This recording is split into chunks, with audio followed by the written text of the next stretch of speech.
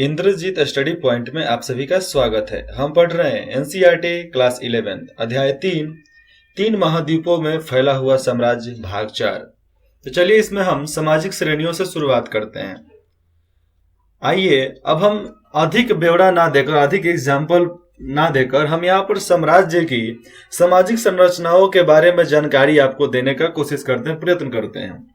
इतिहासकार टैसिटस ने प्रारंभिक साम्राज्य के प्रमुख सामाजिक समूहों का वर्णन कुछ इस प्रकार किया है। कैसे किया है? सेनेटर पैटस, मतलब उसका शाब्दिक अर्थ जो होता है पिता।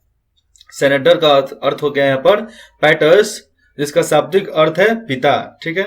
अश्वरोही, यहाँ पर जो अश्वरोही आप यहाँ पर पढ़ रहे हो, इसका मतलब यहाँ पर समझो। अश्वरोही या नाइट वर्ग परंपरागत रूप से दूसरा सबसे अधिक शक्तिशाली और धनवान समूह था, परिवार ही था। यह अश्वरोही परिवार था। मूल्य रूप से देखा जाए तो वे ऐसे परिवार थे जिनकी संपत्ति उन्हें घुड़सेना में भर्ती होने की औपचारिक योग्यता प्रदान करती थी। ये ऐसे परिवार थे वह, क्योंकि घुड़सेना में जहां पर घोड़ों की सैनिक होती थी, जहां पर बहुत सारे घोड़ा वाला सैनिक होता है, सब घोड़ा वाला सैनिक मतलब घोड़ा के ऊपर जो सैनिक बैठते, घुड़सवार सेना, तो वो सब इसमें भर्ती लेते थे। इसलिए उन्हें क्वाइटस कहा जाता था। और सेनेटरों की तरह अधिकतर नाइट जमींदार होते थे, साइड वाले, छोटा मोटा। लेकिन सेनेटरों के विपरीत उनमें से कई लोग हजारों के मालिक, व्यापारी और साहूकार, बैंकर भी होते थे। यानी वे व्यवसायिक या व्यापारिक क्रियाकलाप में संलग्न रहते थे। आगे यहाँ पर देखा जाए तो अश्वरोही का मतलब आपको मालूम चल गया कि एक परिवार था। तो अश्वरोही वर्ग के प्रमुख सदस्य जनता का सम्माननीय वर्ग का था।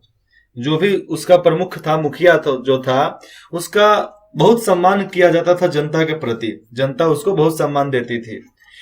और जिसका संबंध महान घरानों से था। और अश्वरोही का जो प्रमुख था वो महान घरानों से हुआ करते थे लोग, वो बहुत अमीर हुआ करते थे लोग।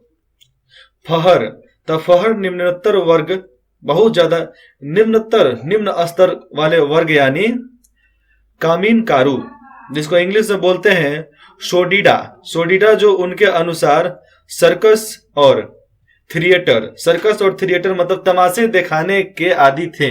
वो तमाशे दिखाते थे और अंततः दास भी थे।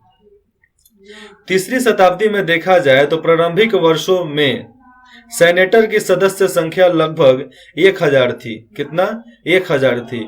और कुल सेनेटरों में लगभग आधे सेनेटर अभी भी इतालवी परिवारों के आते थे। कहां से? इतालवी परिवार से आते थे। और साम्राज्य के पूर्ववर्ती काल में जब वो शुरुआती दौर पे था, तो जो चौथी शताब्दी के प्रारंभिक भाग में कंस्टेंटाइन प्रथम ने शासन काल के आरंभ में हुआ था उनके, मतलब किसके काल में? कंस्टेंटाइन प्रथम के शासन काल के आरंभ में हुआ था, चौथी शताब्दी का प्रारंभ भाग, शुरुआती भाग। और टैसिटस द्वारा उल्लिखित पहले दो समूह सेनेटरों और नाइट या अश्वरोही, इन दोनों के बारे में है।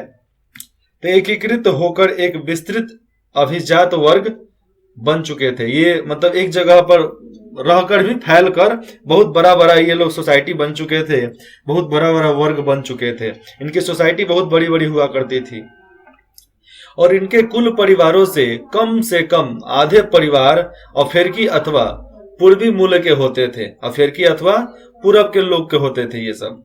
और ये प्रवर्ती जो रोमन थे उधर साइड के, जो अफ्रीका के उधर पूरब साइड में जो चल जाएगा, वो अभिजात वर्ग अत्यधिक धनवान था। किंतु कई तरीकों से यह विशुद्ध सैनिक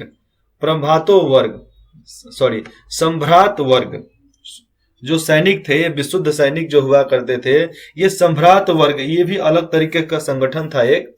तो सम्भ्रात वर्ग से कम शक्तिशाली था। मतलब जो वो विशुद्ध सैनिक सम्भ्रात था, उस वर्ग से तो ये कम ही शक्तिशाली था, क्योंकि वो पहले के जो धनवान हुआ करते थे सैनिक।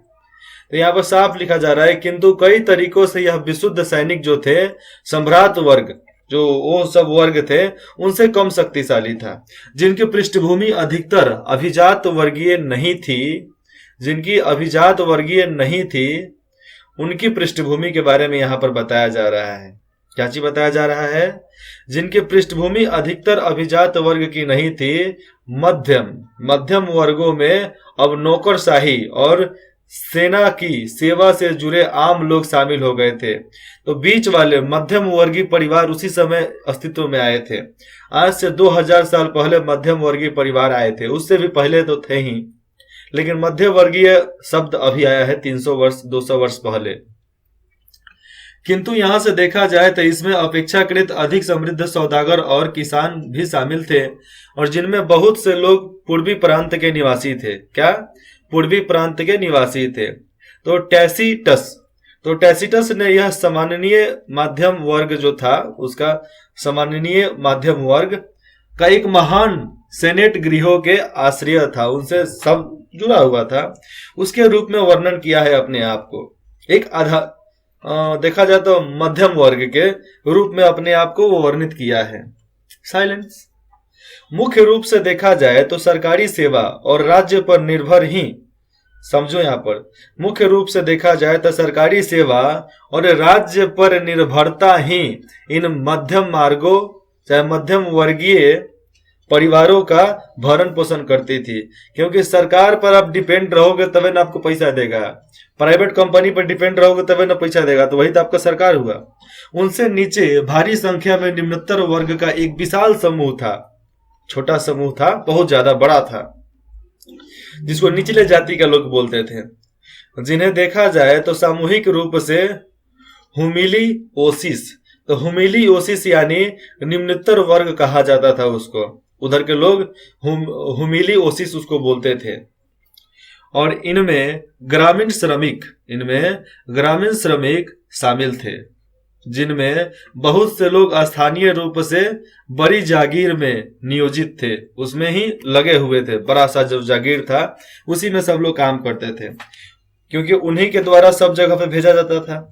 औद्योगिक तौर पर देखा जाए तो औद्योगिक और खनन प्रतिष्ठानों के कामगार, प्रवासी कामगार जो अनाज तथा जैतून की फसल कटाई और निर्माण उद्योग के लिए अधिकांश श्रम की पूर्ति करते थे। स्व नियोजित शिल्पकार, जो ऐसा बताया जाता था कि मजदूरी पाने वाले श्रमिकों की तुलना में बेहतर खाते पीते थे, और बहुत बड़ी संख्या में, कभी कभी बहुत बड़ी संख्या में काम करने वाले श्रमिक, विशेषकर बड़े शहरों में, और वस्तुतः हजारों गुलाम जो विशेष रूप से पूरे पश्चिमी साम्राज्य में पाए जाते थे, वो सब एक जगह चले जाते थे काम करने के लिए। 5वीं शताब्दी के शुरुआती काल में एक इतिहासकार यहाँ पर लिखता है कि ओलिपिओडोरस, तो ओलिपिओडोरस ने, जो एक राजदूत भी था, क्या था? एक राजदूत भी था, लिखा है कि रोम नगर में रहने वाले कुलीन परिवारों को उनकी संपदाओं के वार्षिक आय 4000 पाउंड सोने के बराबर होती थी। कितना? 4000 पाउंड सोने के बराबर होती थी। पहले सोना को तौल कर दिया जाता था, आज गिन कर दिया जाता है। आज भी तौल के दिए जाते हैं, लेकिन गिन कर पैसा लिया जाता है इससे। और इसमें वह उपज शामिल नहीं थी जिसका उपयोग वे सीधे कर लेते थे। जो सीधे कर लेंगे उपज, वो इसमें शामिल नहीं होगा इनके पाउंड में, वो अलग बात थी, नौकरी करने के बाद मिलता था। पूर्ववर्ती साम्राज्य के बाद जब कर लो तो उनके प्रथम 3 शताब्दियों में 300 वर्षों से प्रचलित चांदी आधारित मौद्रिक प्रणाली संपदा और यहाँ पर समाप्त हो गई। जो इनकी ये मुद्रा बांटने की, मुद्रा चलाने की जो प्रथा था, ये खत्म हो गया, क्योंकि स्पेन के खानों से जहां से कोयला निकलता है ना, वैसे ही जगहों पर से सोना भी निकलता है, उन सोना का खदान अलग होता है। तो खानों से चांदी मिलना बंद हो गया था, इसलिए चांदी मिलना बंद हो गई तो भैया सरकार के पास तो चांदी की मुद्रा के प्रचलन के लिए पर्याप्त चांदी नहीं बची थी। तब चांदी के मुद्रा के लिए चांदी ही नहीं बचेगा तो मुद्रा बनेगा कैसे? तो तो कंस्टेंटाइन ने सोने पर आधारित नई मौद्रिक प्रणाली स्थापित की और पूर्ववर्ती समूचे पूरा काल में इन मुद्राओं का भी भारी मात्रा में प्रचलन किया था। यहाँ पे रोम साम्राज्य का देखा जाए तो रोम साम्राज्य के पूर्ववर्ती काल में वहां की नौकरशाही के उच्च तथा मध्यम वर्ग अपेक्षाकृत बहुत धनी थे, क्योंकि उन्हें अपना वेतन सोने के रूप में मिला था। किसके रूप में? सोने के रूप में मिला था। और वे अपनी आमदनी का बहुत बड़ा हिस्सा जमीन जैसे परिसंपत्ति खरीदने में लगाते थे। जमीन खरीदो, उस समय के लोग भी पागल थे जमीन खरीदने के लिए। इसके अतिरिक्त यहाँ पर देखा जाए तो साम्राज्य में भ्रष्टाचार बहुत फैला हुआ था, बहुत ज्यादा। और विशेष रूप से देखा जाए तो नए नए प्रणाली और सैन्य आपूर्तियों के प्रशासन में भी इनमें अंतर आ गया था। और उच्च अधिकारी और गवर्नर लूट खसोट और लालच के लिए कुख्यात हो गए थे। और ये गवर्नर और अधिकारी जो था बहुत ज्यादा लूट करना चालू कर दिए थे। लेकिन देखा जाए तो सरकार ने भी इस प्रकार के भ्रष्टाचार को रोकने के लिए बारंबार हस्तक्षेप किया है, बहुत बार हस्तक्षेप किया है। और इस संबंध के बारे में देखा जाए तो हमें पता है, इस संबंध में हमें पता ही इसलिए चलता है कि सरकार द्वारा अनेक कानून बनाए गए थे। और साथ ही इतिहासविदों तथा अन्य बुद्धिजीवियों ने, इतिहासविदों जितने भी इतिहास का बारे में लिखा और जितने भी बुद्धिजीवी थे, जितने भी बुद्धिमान लोग थे, ऐसे भ्रष्ट कारनामों की खुलकर निंदा की है। जितना भी इतिहासकार था सब वो खुलकर निंदा किया है लोग कि भैया ये सब कोई गलत काम कर रहा था, इसलिए आप गलत मत करो। इतिहास से कुछ सीखो, इतिहास से कुछ समझो, लेकिन इतिहास से बिगड़ो नहीं। आलोचना का यह महत्व जो था अभिजात्य एवं श्रेण्य जगत की एक उल्लेखनीय विशेषता है। और रोमन राज्य तानाशाही पर आधारित था। किस पर? तानाशाही पर आधारित था। वहां असहमति या आलोचना को कभी कभार ही बर्दाश्त किया जाता था। वहां पर आलोचना चाहे असहमति जो था कभी कभी लोग बर्दाश्त कर लेते थे, नहीं तो हमेशा आंदोलन छेड़ देते थे। आमतौर पर देखा जाए तो सरकार विरोध का उत्तर, जब विरोध होता था तो विरोध का उत्तर सरकार जो थी हिंसात्मक कार्रवाई से देती थी, मारपीट लाठीचार्ज करवा कर देती थी। विशेष रूप से देखा जाए तो पूर्वी भाग के शहरों में जहां लोग अक्सर निडर होकर साम्राज्य का मजाक उड़ा सकते थे, मतलब एकदम खुले मन से मजाक उड़ा सकते थे सरकार का। तथापि चौथी शताब्दी तक आते आते रोमन कानून की एक प्रबल परंपरा का उद्भव हो चुका था, क्योंकि सरकार जानती है कि कोई लोग खुला विरोध कर रहे हैं, खुला गलत सलत बोल रहे हैं, मजाक उड़ा रहे हैं सरकार का। सरकार इसीलिए हिंसात्मक लाठीचार्ज करती थी, बढ़िया से धोती थी, कूटती थी इतना अच्छा से कि भैया मजा आ जाता होगा, बहुत मजा। ये तो है ही, लेकिन चौथी शताब्दी आते आते रोमन कानून जो था बहुत ज्यादा परंपरा का उद्भव को, परंपरा अपना निभा रहा था, परंपरा को चला रहा था देखा जाए तो। और उसने सर्वाधिक भयंकर सम्राटों पर भी, जितने भी भयंकर सम्राट हुआ करते थे उन पर भी अंकुश लगाने का काम किया था। और सम्राट लोग अपनी मनमानी नहीं कर सकते थे सरकार के आदेश के अनुसार। नागरिक अधिकारों की रक्षा के लिए कानून का सक्रिय रूप से प्रयोग किया जाता था, और नागरिक अधिकारों की रक्षा के लिए कानून का बहुत अच्छे से वहां पर प्रयोग किया जाता था। इसलिए चौथी शताब्दी के अंतिम दशकों में एम्ब्रोस जैसे शक्तिशाली बिस्पो, तो एक अलग समूह हुआ करता था।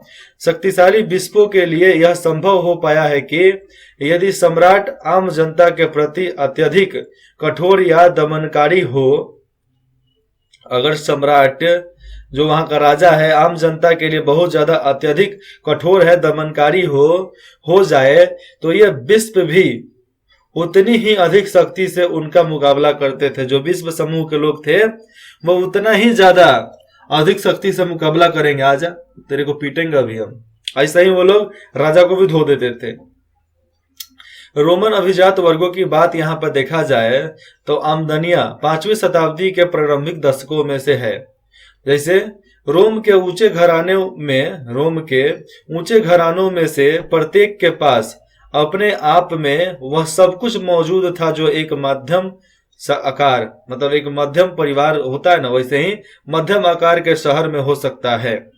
और एक घुड़दौड़, जहां पर घोड़ा को दौड़ाने वाला मैदान, तो घुड़दौड़ का मैदान, जिसको कुछ यहाँ पर लोग भाषा में बोलते थे हिप्पोडोम, अनेक मंच मंदिर, फव्वारे और विभिन्न प्रकार का स्नानघर, बहुत से रोमन परिवारों को अपनी संपत्ति के प्रति वर्ष 4000 पाउंड सोने की आय प्राप्त होती थी। कितना? 4000 पाउंड सोने के रूप में उसको मिलता था, जिसमें अनाज, शराब और अन्य उपज शामिल नहीं हुआ करती थी। और इन उपजों को बचाने पर, चाहे उस पर बेचने पर भी सोने में प्राप्त आय के लिए 1/3 के बराबर आमदनी हो सकती थी।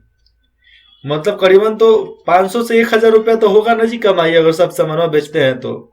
और रोम में द्वितीय श्रेणी में परिवारों की आय जो थी 10,000 से लेकर अथवा 1500 पाउंड सोना थी। कब?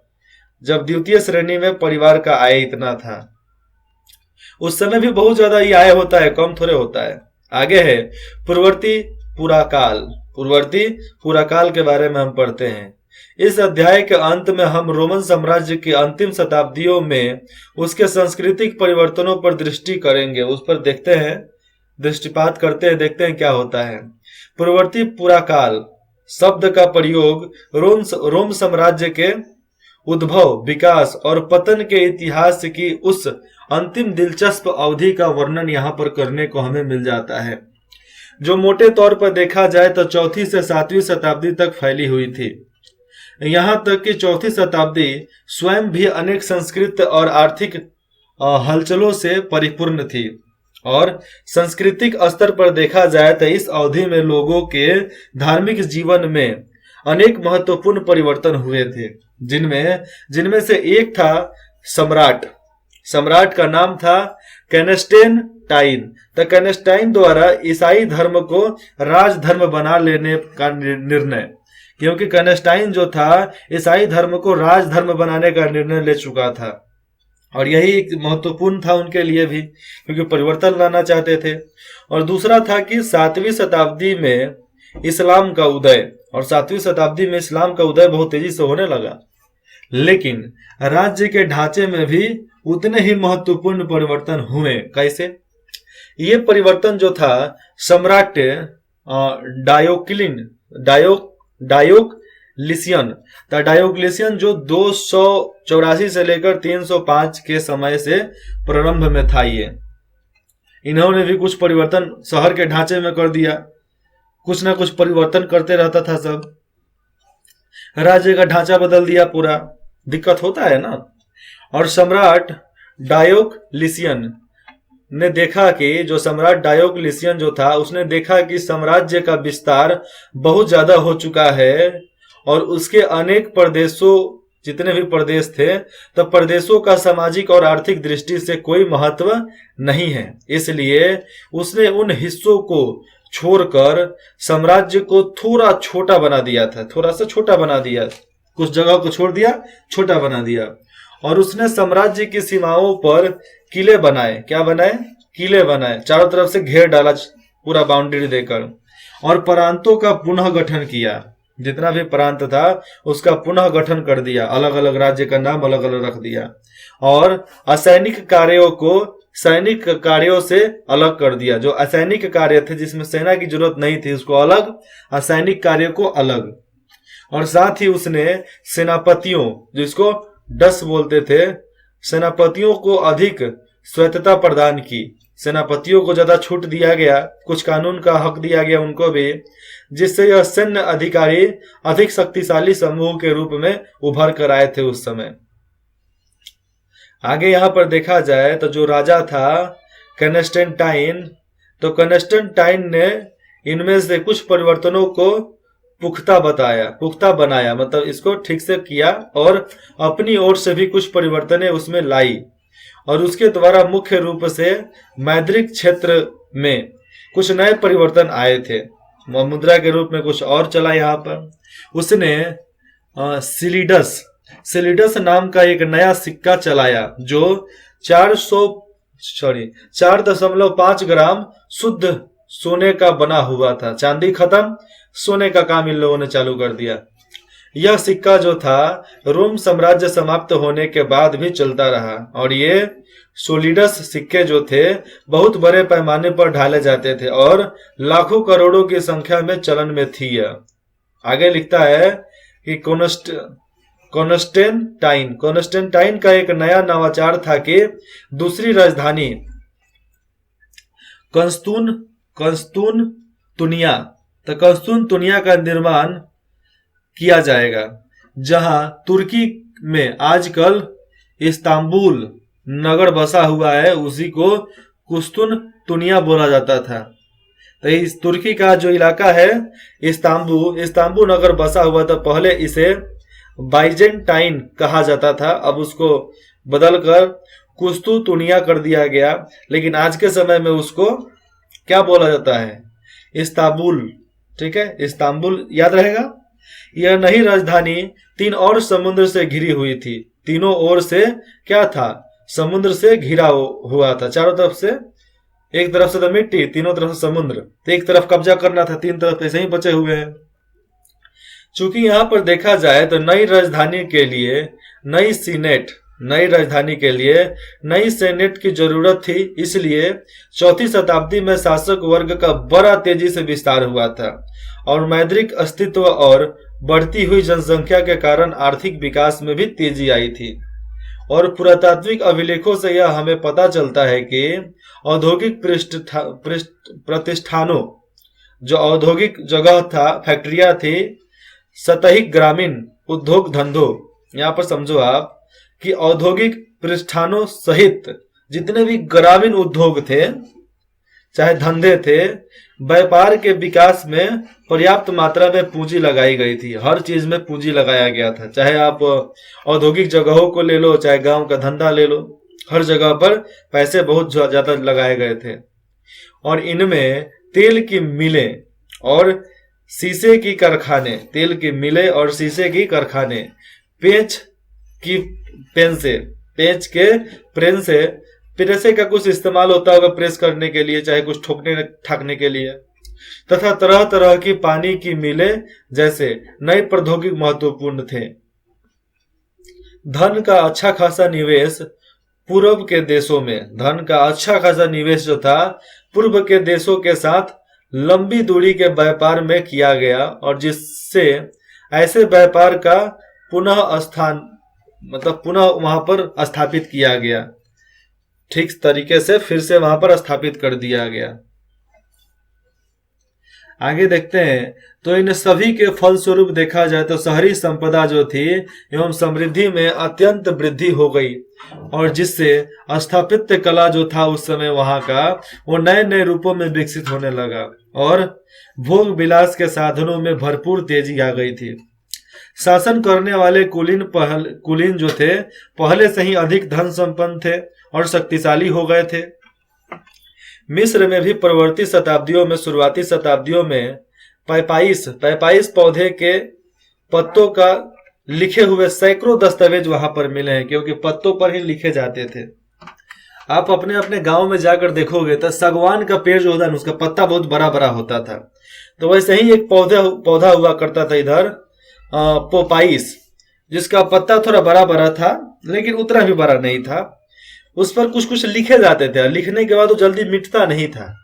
तो यहाँ पर लिखा जा रहा है कि उन पत्तों पर लिखे सैकड़ों दस्तावेज हमें मिले हैं, जिनसे यह पता चला है कि तत्कालीन समाज अपेक्षाकृत अधिक खुशहाल था। जो उस समय का समाज था बहुत ज्यादा खुशहाल था, जहां मुद्रा का व्यापक रूप से इस्तेमाल होता था, बहुत अच्छा रूप से वहां पर इस्तेमाल किया जाता था। और ग्रामीण संपदाएं जितने भी थी भारी मात्रा में सोने के रूप में लाभ कमाती थी और सोना वो लोग कमाता था। उदाहरण के लिए यहाँ पर देखें तो 6वीं शताब्दी के दौरान जस्टिनियन के शासन काल में अकेला मिस्र जो था प्रति वर्ष 25 लाख सोलिडस, लगभग 35,000 पाउंड सोना, कितना 35,000 पाउंड सोना, मतलब उतना ज्यादा सोना का इस्तेमाल वो करता था। तो यहाँ पर है कि 25 लाख सोलिडस से अधिक धनराशि करों के रूप में देता था, मतलब टैक्स देता था, टैक्स। निसंदेह यहाँ पर आ जाता है कि पश्चिमी एशिया के बड़े बड़े ग्रामीण इलाके जो थे, क्या थे, 5वीं और 6ठी शताब्दियों में आज 20वीं शताब्दी की तुलना में भी अधिक विकसित हुए थे और घने बसे हुए थे। और इसी सामाजिक पृष्ठभूमि के आधार पर देखा जाए तो इस अवधि में आगे चलकर अनेक सांस्कृतिक परिवर्तन आए थे और यूनान और रोम वासियों की पारंपरिक धार्मिक संस्कृति जो थी, यूनान और रोम वासियों के पारंपरिक धार्मिक संस्कृति बहुदेववादी थी। क्या थी? बहुदेववादी, बहुत ज्यादा वो लोग उनको मानते भी थे, वो संस्कृति बहुत ज्यादा फैली हुई भी थी। ये लोग जो थे अनेक पंथों एवं उपासना पद्धति में विश्वास रखते थे और जुपिटर जुनो और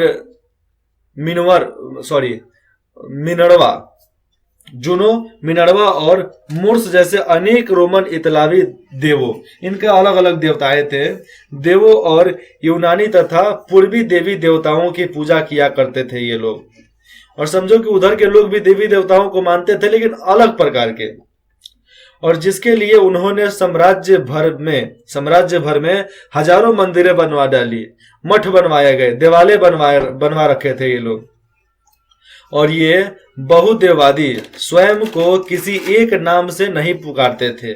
और रोमन साम्राज्य का एक अन्य बड़ा धर्म जो था यहूदी धर्म का था, लेकिन यहूदी धर्म भी एकासम मोनोमेंट यानी विविधताहीन नहीं था। ये भी यहाँ पर देखा जाए, ये भी जितने भी यहाँ पर धार्मिक धर्म थे, यहूदी धर्म भी था, यह भी विविधताहीन नहीं था, इसमें भी अलग अलग प्रकार की अच्छी बातें थी।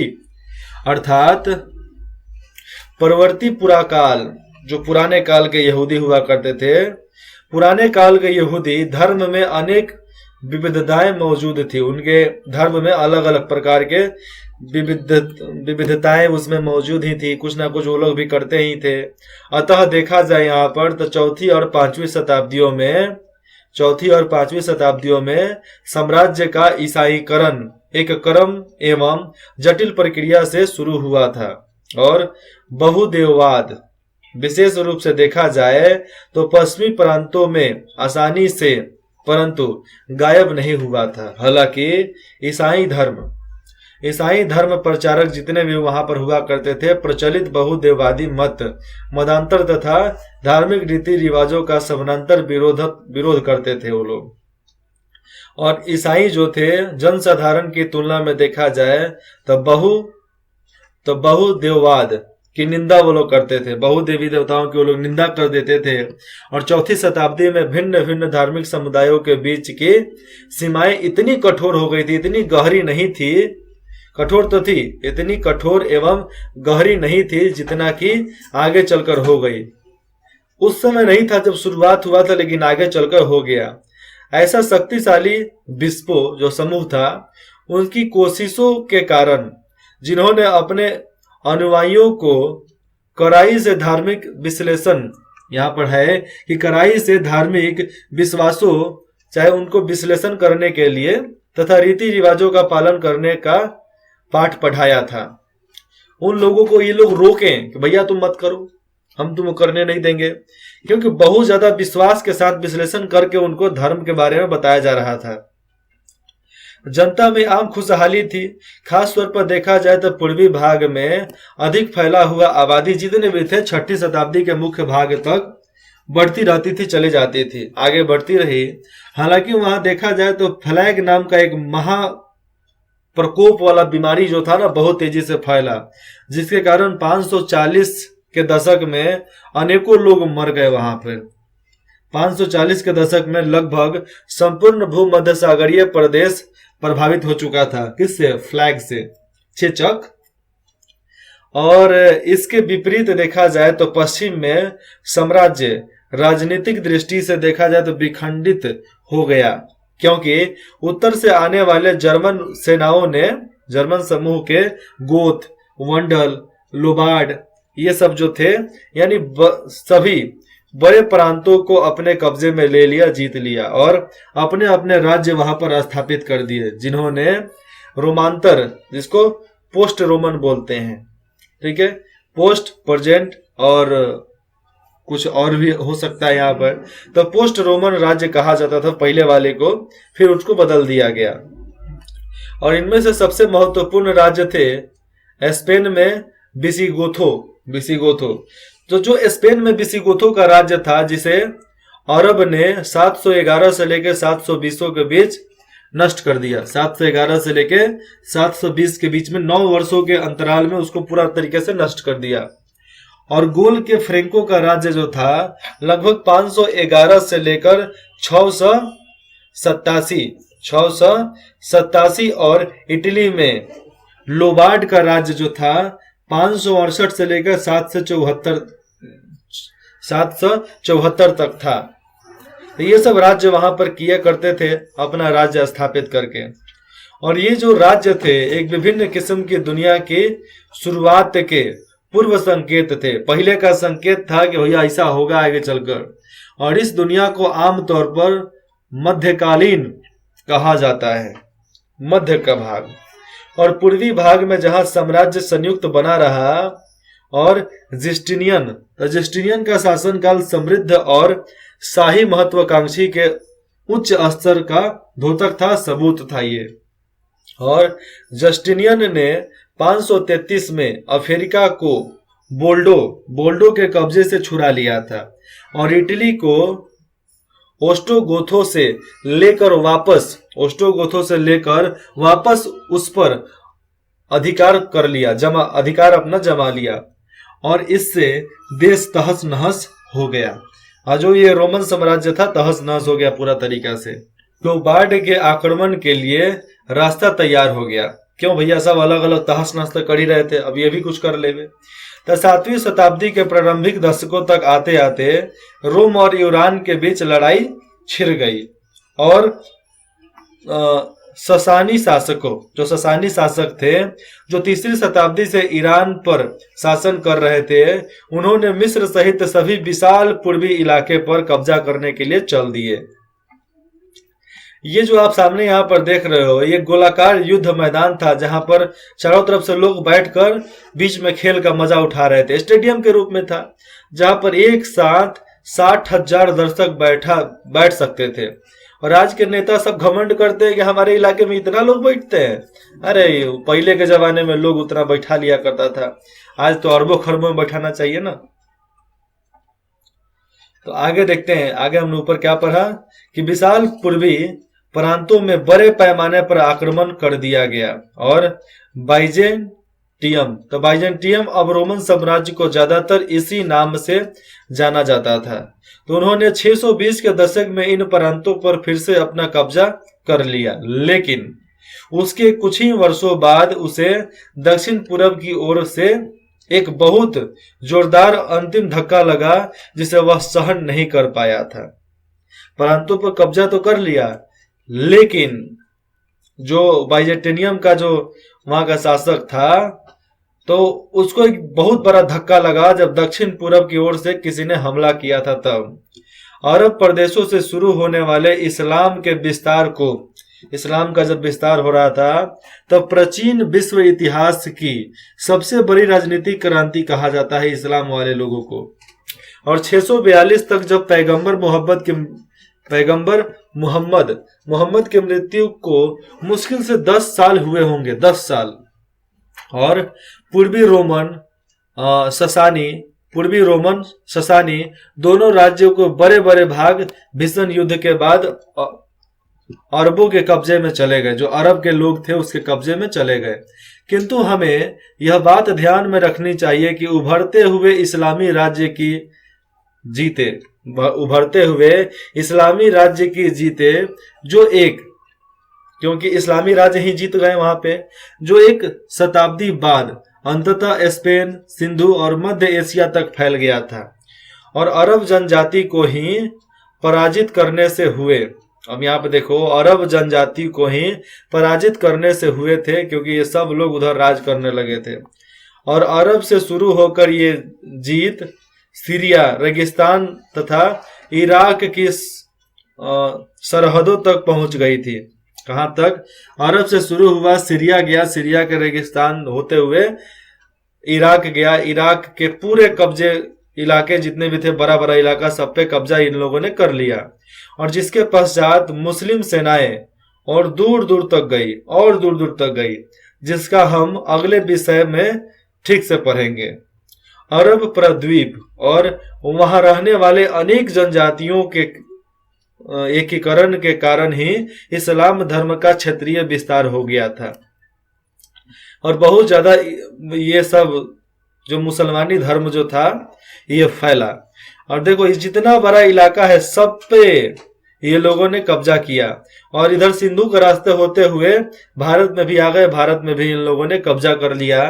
करीबन 600-700 वर्षों तक उन लोगों ने यहाँ पर राज किया। ठीक से बोला जाता भारत में, क्योंकि भारत एक ऐसा देश था जिन पर 800 वर्षों से ज्यादा इन लोगों ने राज किया है। क्यों? क्योंकि यहाँ के लोग, शासक जितने भी थे वो अधर्मी थे, भ्रष्टाचारी थे, इसलिए कर लिया। नहीं तो करना इतना आसान है क्या जी? ये शासक का है, ये घटनाक्रम है जो आपके लिए है, ये रेड लाइन में है लेकिन ये आपके लिए पढ़ना है, क्योंकि आपको ये बुलेट लाइन में होते तो मैं खुद पढ़ के बता देता। तो इसमें आपको सन कब से कब क्या हुआ था उसके बारे में यहाँ पर पूरे विस्तार से जानकारी दिया गया है। आप इसको ध्यान से पढ़ना, क्योंकि इससे आपका क्वेश्चन आंसर तो हो ही सकता है, कुछ यहाँ पर आपको जवाब भी मिल सकता है। तो पैगंबर मोहम्मद का जन्म कब हुआ था? लगभग 570 ईस्वी में, याद रहेगा। हाँ, और रहा यहाँ पर प्रश्न और उत्तर की बात, ये देख लो, ये रवेना की पच्चीकारी है, मतलब चित्र है जो 547 ईस्वी में बनाया गया, जिसमें सम्राट जस्टिनियम को दिखाया गया है, जो इनका एक ये राजा है, बाकी सब उनके सिपाही और फारसी वगैरह यहाँ पर हैं। और रहा अभ्यास की बात, तो ये आपको यहां से नहीं करना है, क्योंकि अभ्यास आपको किताब के अंदर से करना है। लेकिन एक बताता हूं, यदि आप रोम साम्राज्य में रहते तो वहां रहना पसंद करते, नगरों में या ग्रामीण क्षेत्र में? कारण बताइए, आप कहां रहना चाहते हैं और क्यों रहना चाहते हैं। ऐसा ही कुछ बताना है जो आपको किताब के माध्यम से ही आप बता सकते हो। अगले अध्याय में हम पढ़ेंगे इस्लाम का उदय और विस्तार, लगभग 570 से लेकर 1200 ईस्वी के बीच में, और उसके बाद भी पढ़ेंगे, लेकिन वो अगले अध्याय में पढ़ेंगे, चाहे अगले साल पढ़ेंगे। ठीक है। इंद्रजीत स्टडी पॉइंट में जुड़ने के लिए आप सभी का बहुत बहुत धन्यवाद।